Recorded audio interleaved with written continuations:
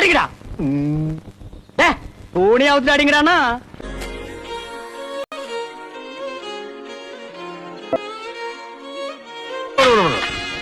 அப்புறம் மதுரையில் ஒரு நடம் வாசிப்பாங்களே, அதை வாசி.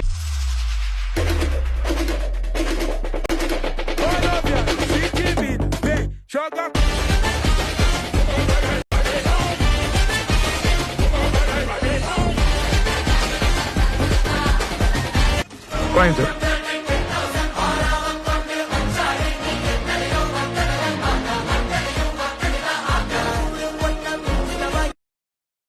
தஞ்சாவூர்.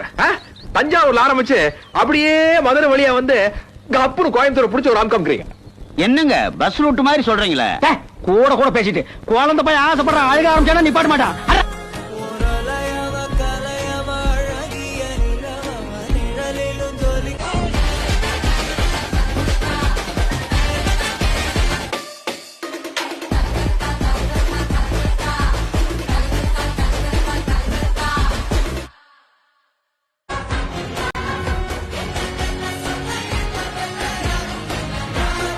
அம்மணி வீட்டு விசேஷம் வந்தவங்களை போய் வாசிக்க சொல்றிய?